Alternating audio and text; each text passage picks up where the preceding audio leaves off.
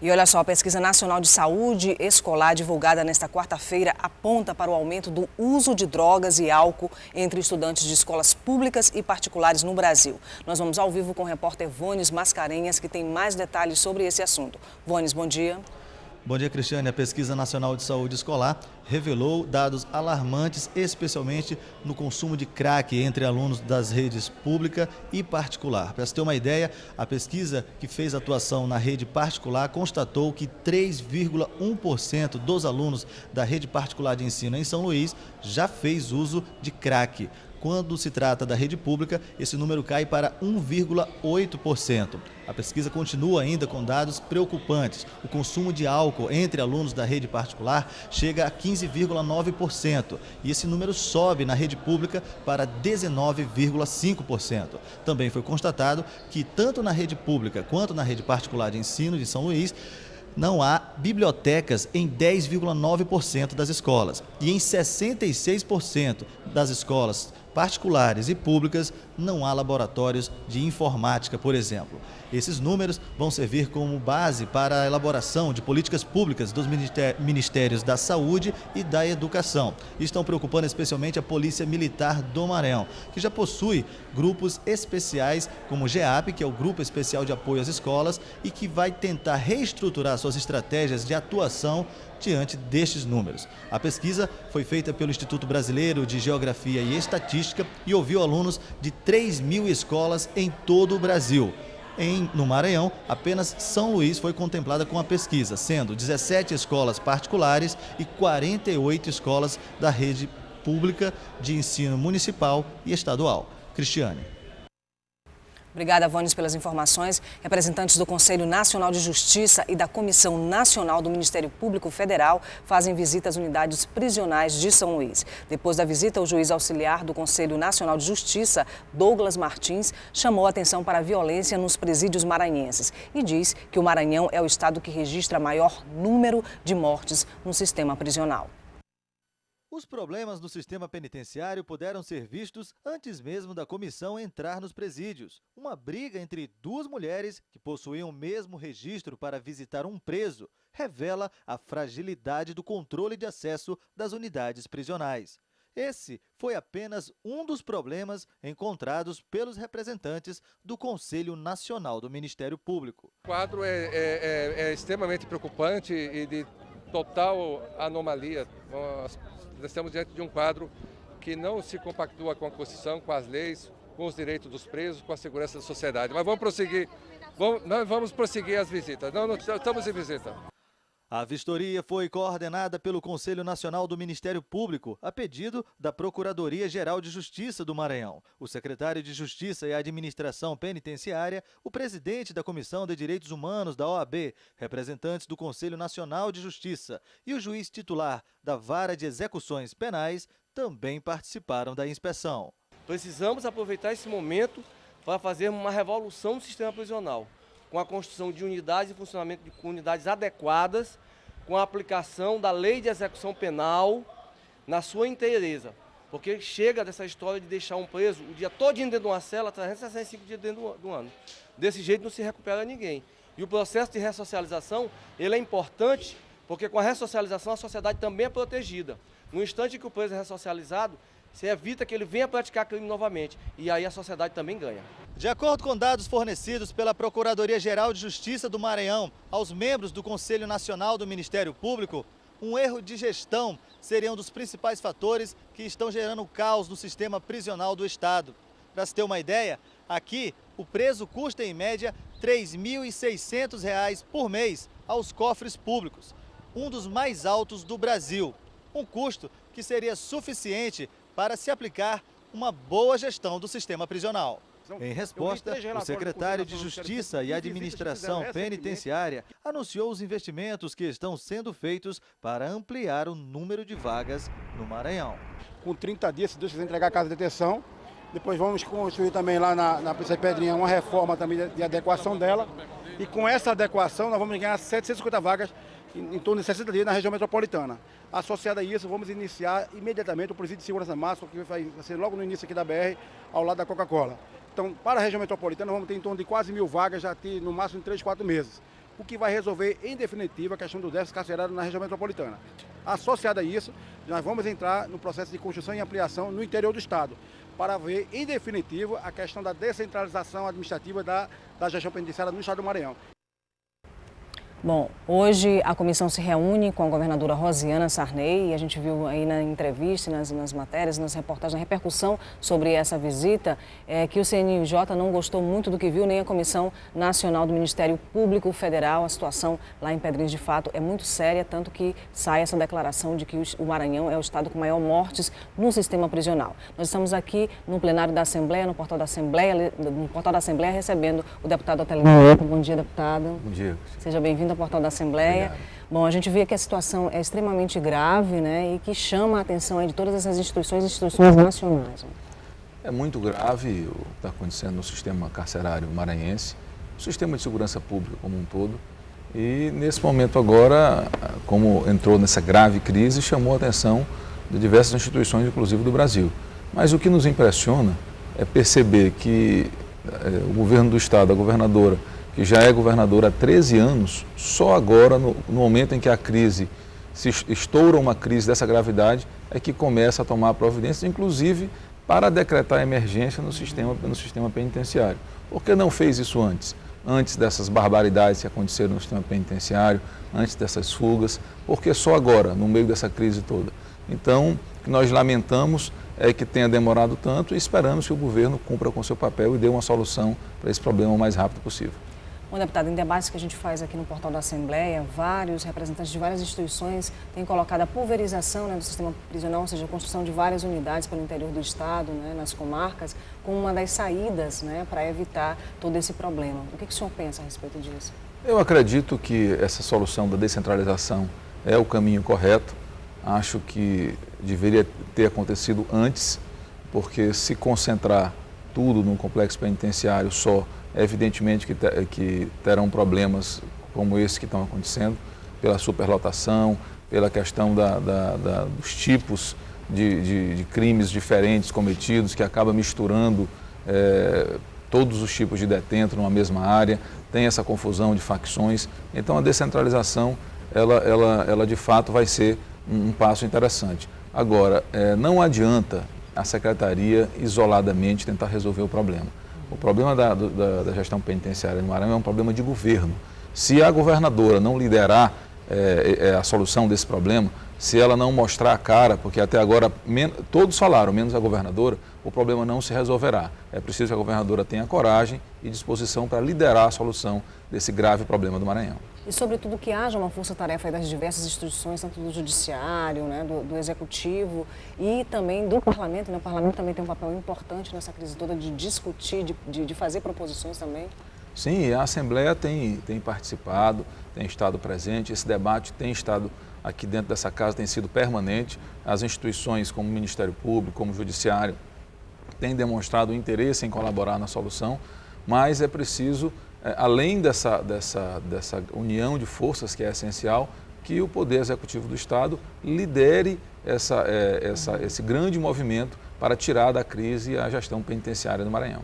Deputado, vamos falar de um outro assunto não tão menos grave, na minha opinião, né, que é a questão da poluição dos rios e do lançamento de dejetos nos rios, principalmente da Grande São Luís. Né? O senhor propõe aí a realização de uma audiência pública para discutir essa questão, né?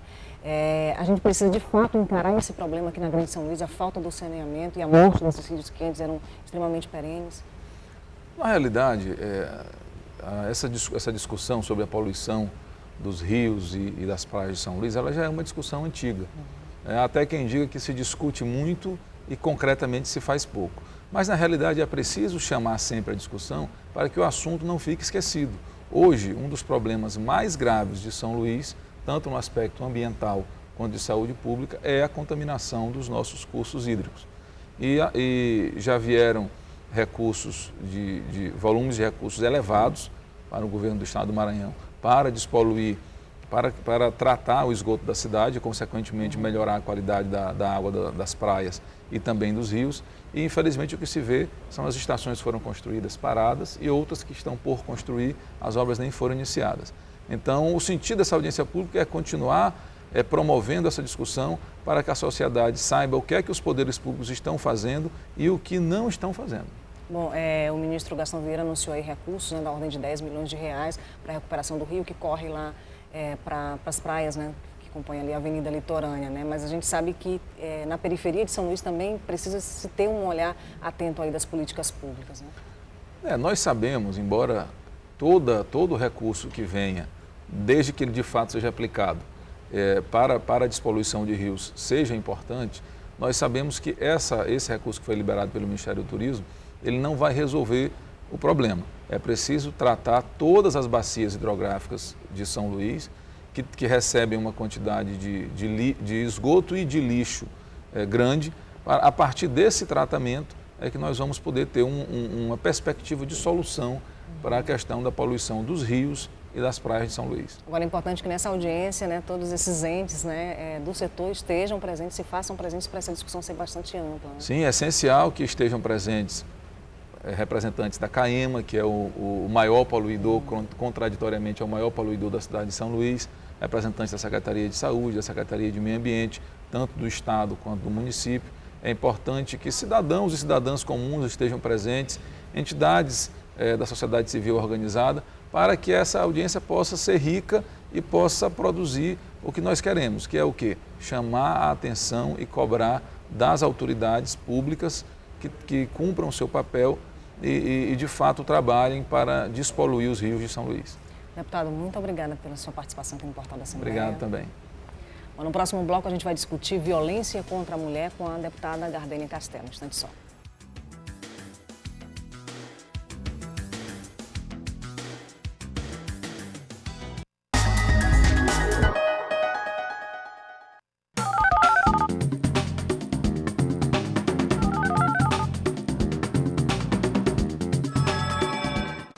Pedestre, garanta sua segurança atravessando sempre pela faixa. Aperte a botoeira quando houver. Aguarde sempre o semáforo para pedestres ficar verde. E quando não tiver o semáforo, faça sinal para atravessar. Olhe para todas as direções e fique atento ao sinal de seta dos carros. Evite atravessar em curvas por serem locais sem visibilidade. Crianças, segurem sempre na mão de um adulto. Pedestre inteligente evita acidente.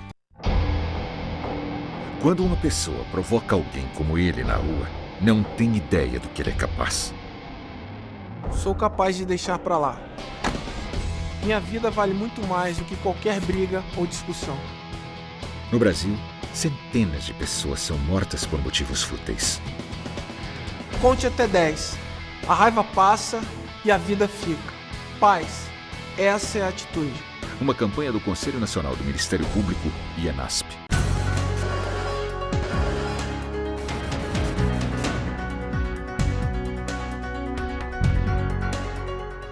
Você fica constrangido quando encontra uma pessoa com deficiência? Então, está na hora de mudar.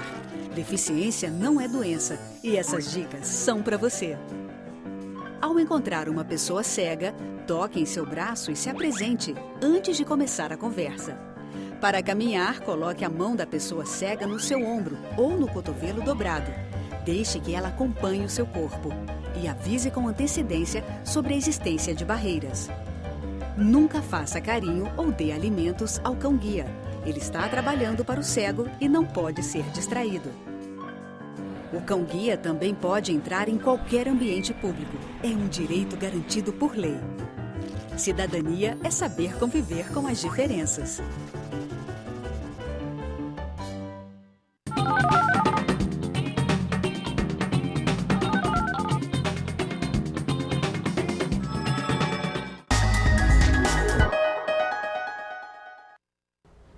Em seu pronunciamento ontem, a deputada Gardênia Castelo falou sobre os números da violência contra a mulher. As principais vítimas da violência são mulheres negras e jovens com idade entre 20 e 29 anos. Para falar sobre esse assunto, a gente conversa aqui com a deputada Gardênia Castelo. Bom dia, deputada. Bom dia, Seja bem-vinda ao Portal da Assembleia. Deputada, a gente está falando sobre violência. Eu queria iniciar essa entrevista perguntando a respeito dessa situação no sistema prisional do Maranhão. Como é que a senhora vê essa questão? Ontem a gente recebeu aqui a visita, né, de comissões importantes, representantes de comissões nacionais importantes. Como é que a senhora viu o problema? Olha, é muito importante, de fato, que esses representantes nacionais venham ao Maranhão para que faça com que o governo, de fato, assuma a sua responsabilidade, né, de olhar para o sistema de segurança pública que está completamente deteriorado, falido.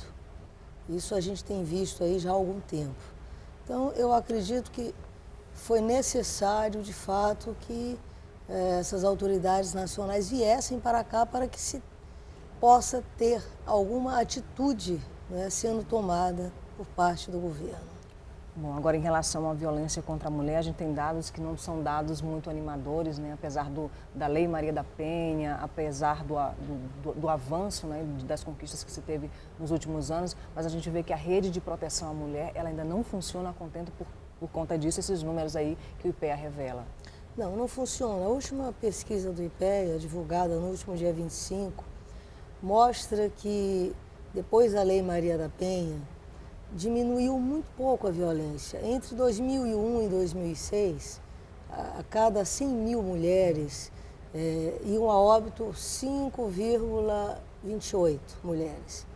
De 2006 a 2011, já depois da Lei Maria da Penha, esse número passou para 5,22, né, a cada 100 mil mulheres, ou seja, uma redução ínfima, muito pequena, e evidentemente que isso é muito por conta da fragilidade da rede de proteção à mulher, né? Além, claro, da sensação de impunidade, que essa sensação de impunidade vem exatamente como consequência de uma rede enfraquecida, né, sem os mecanismos, de fato, necessários para que o agressor seja punido. A gente já tem poucas delegacias de proteção à mulher, tanto no estado quanto no Brasil, né? Ou seja, no Brasil inteiro, cerca de 200 e poucas delegacias, é um número muito pequeno. Né? Muito, muito pequeno. Aqui no Maranhão são 17 ou 18 delegacias, ou seja, 10% né, do número dos nossos 217 municípios. E mesmo assim, essas delegacias são muito mal aparelhadas. Dessas 18 delegacias, eu acho que pouquíssimas funcionam a contento. Nós tivemos mesmo aqui com a comissão, a CPI de enfrentamento à violência contra a mulher, tivemos visitando Imperatriz e a gente viu isso. Né? Imperatriz é uma cidade grande, mas que tem uma delegacia que está deixando muito a desejar, uma delegacia que não atende somente à violência doméstica, mas atende também a outros tipos de violência, ao menor, né, ao adolescente. Então isso aí é um fato constante nas delegacias. Isso quando muitas vezes a delegada não é uma mulher. O delegado da delegacia especializada é um homem, é muito difícil. Não é uma mulher ter a liberdade de chegar numa delegacia e fazer o seu relato, que sempre é muito constrangedor, é muito deprimente, para um delegado homem. Então, não há mão de obra qualificada, quer dizer, não há recursos humanos, não há recursos materiais, é a questão do IML, né, é muito precário para os exames de corpo de delito. Então, a situação realmente é muito ruim.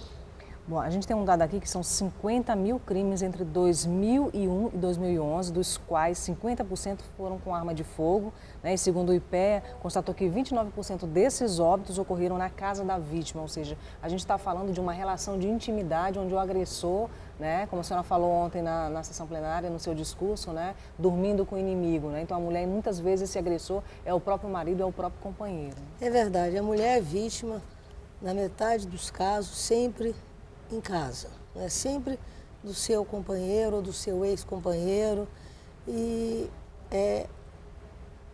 50% desses casos, como foi dito aí, com arma de fogo. E o mais interessante, que aí vem um fato novo, é que a maioria das mulheres, pelo menos no Norte e Nordeste, a maioria absoluta, passa dos 80%, são mulheres negras e jovens. Então, isso aí já se vê uma junção de gênero com preconceito racial. Quer dizer, no Nordeste, 83%, 87% das mulheres que que se inclui neste caso de violência, são mulheres negras, e no norte 83%. Essa média, quando vai para o Brasil, ela é 1/3, é 30% das mulheres são negras e jovens. Então isso é uma realidade triste. Agora, deputada, é bom a gente ressaltar, né, que essa violência não é só a violência física, né? Aí a gente tem mapeado vários tipos de violência, a violência moral, a violência psicológica, a violência institucional, quando essa mulher ela não é atendida a contento pelo próprio Estado, né? A violência contra a mulher ela é em todas as áreas, né? A violência física, realmente, ela vem depois, mas antes da violência física vem a violência moral, a violência psicológica, e aí logo em seguida vem acompanhada, via de regra, a violência física.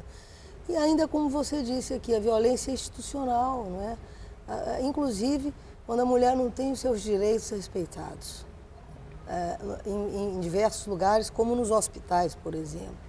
Em muitos hospitais, a mulher, quando a gente fala, por exemplo, no atendimento, não é? ao combate, ao enfrentamento ao câncer de mama, a mulher não tem os seus direitos respeitados, né? Quando o SUS diz que com 60 dias que a mulher descobre a doença, ela tem que imediatamente ter acesso ao tratamento.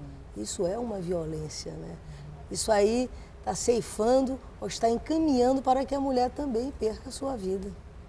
Bom, a gente vê que a senhora está extremamente engajada aí nessa campanha, usando o símbolo do Outubro Rosa, né? A gente viu ontem aí em repercussão nacional, né, um projeto que deve, né, colocar a Lei Maria da Penha e estender essa lei para o espaço virtual, ou seja, para os crimes, né, na internet, os crimes virtuais, porque a gente vê cada vez mais imagens de mulheres sendo expostas, né, e agredidas aí num plano que não se dá conta, né, do tamanho desse espaço virtual, né? Como é que a senhora vê isso? Eu vejo isso de uma forma muito positiva. A Lei Maria da Penha, depois que foi implantada em 2006, disse que já existia o 180, mas depois da Lei Maria da Penha, né, aumentou em 600% o número de denúncias.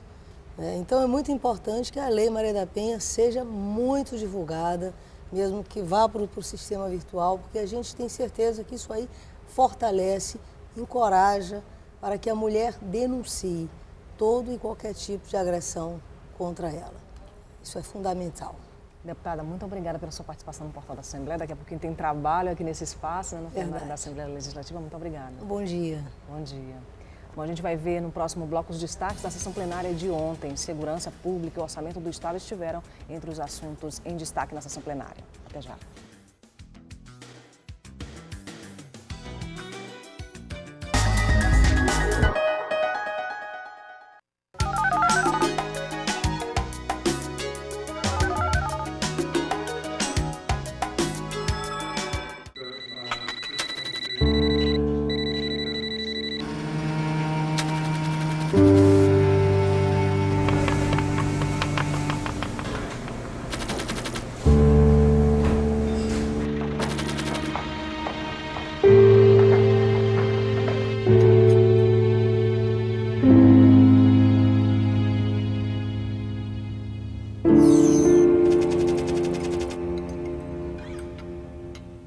Quando chega o período das chuvas, também chega a ameaça da dengue.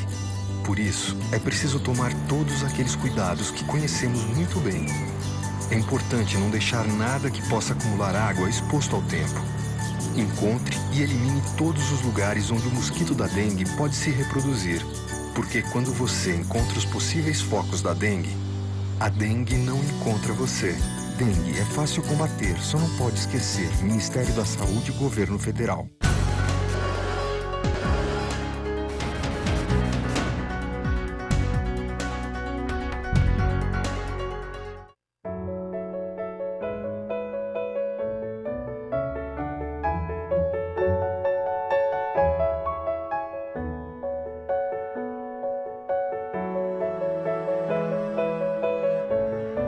Sua família não vai esquecer o que você fez por ela.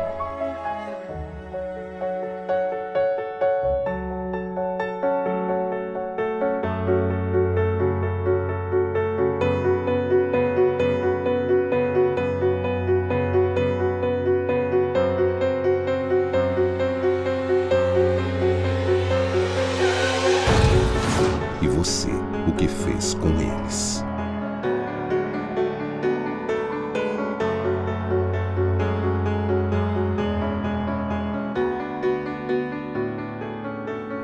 A culpa não morre nunca. Respeite o limite de velocidade.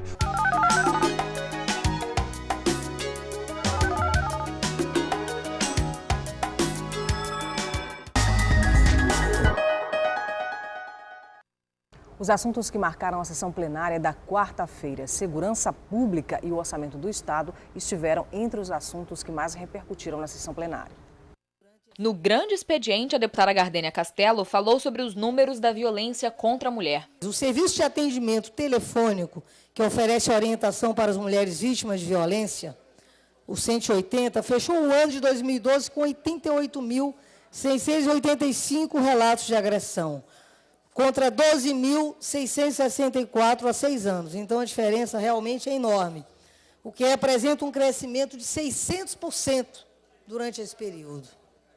Estarei enviando para o Poder Executivo o referido projeto para que ele seja apreciado e, se for o caso, editado e encaminhado a esta Casa, que, como eu já disse aqui, aprovou este projeto, né, reconhecendo o seu mérito e sua contribuição ao esforço que todos nós temos a obrigação de desenvolver a fim de cicatrizar essa vergonhosa chaga social chamada violência contra a mulher.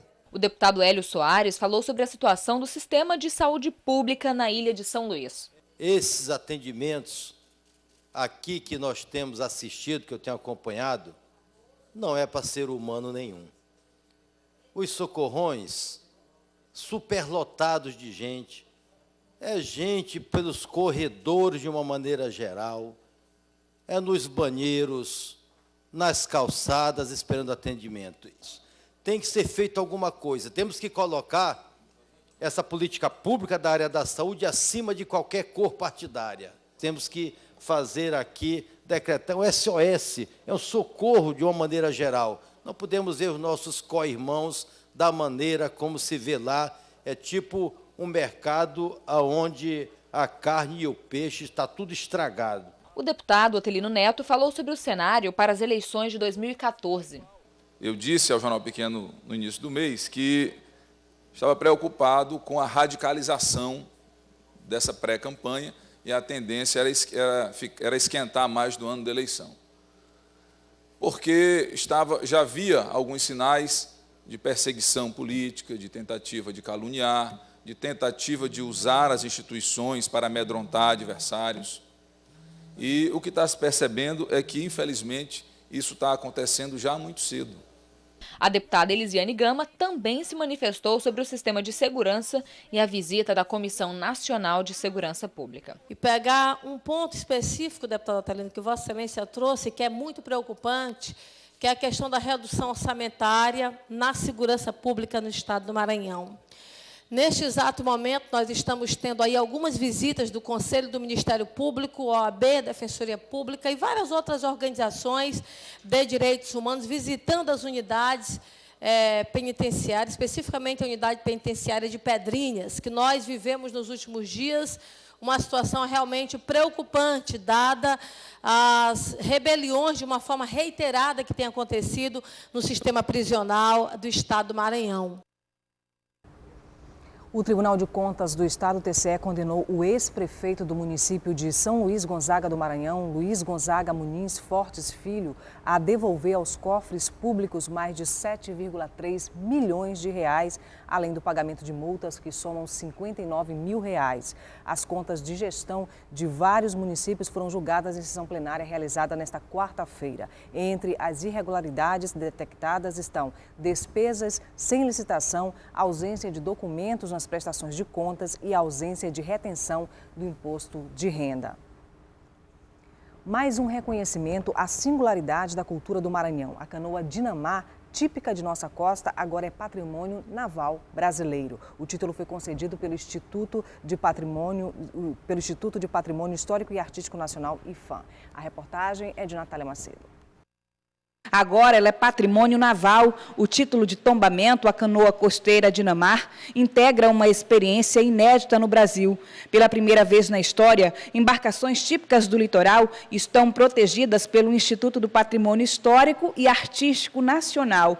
Na cerimônia, a superintendente do IPHAN entregou o certificado de tombamento ao mestre Martinho, comandante há 10 anos da Dinamar. A canoa costeira, ela tem um projeto que vem há 400 anos de forma perfeita, navegando nessa Baía de São Marcos, na Baía de São José, no Mar do Maranhão, que é um mar bravio, um mar de tantos naufrágios, mas que o seu projeto é tão perfeito que a gente nunca ouviu falar de um acidente de uma canoa costeira. Ela foi considerada como uma das embarcações mais perfeitas. Esse projeto tem que ser reconhecido por todos como um patrimônio de grandeza nacional e internacional.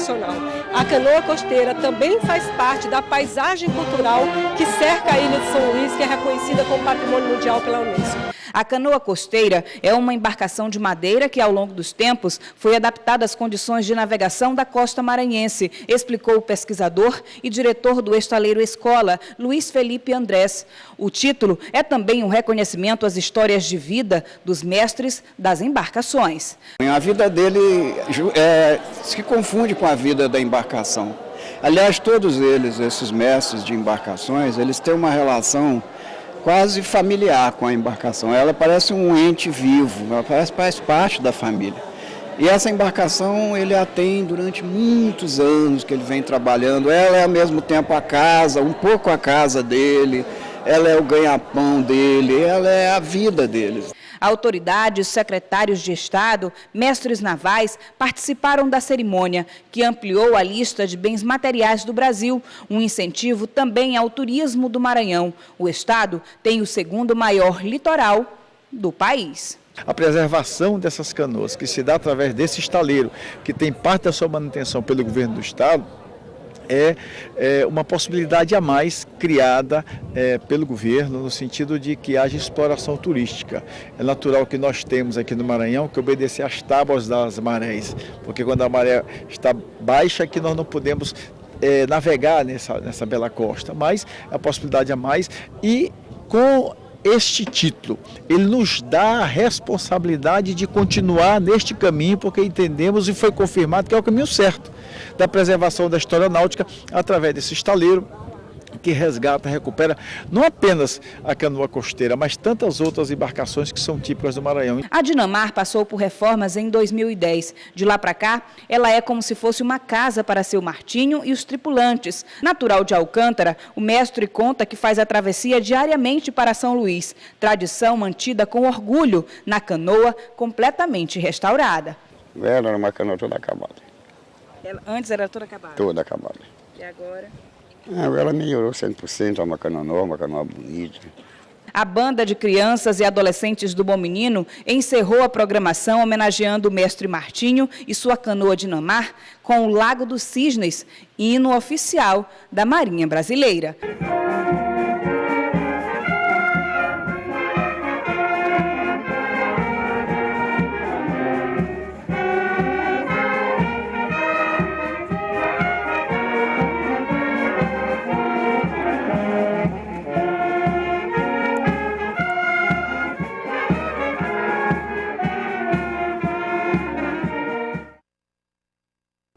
Muito bom, orgulho para todos os maranhenses. O Portal da Assembleia vai terminando por aqui. A gente volta amanhã às 8h30 da manhã. Daqui a pouquinho tem às 9h30 a transmissão ao vivo da sessão plenária, onde você pode conferir e acompanhar o trabalho do seu parlamentar aqui na Assembleia Legislativa. Um ótimo dia para você e até amanhã.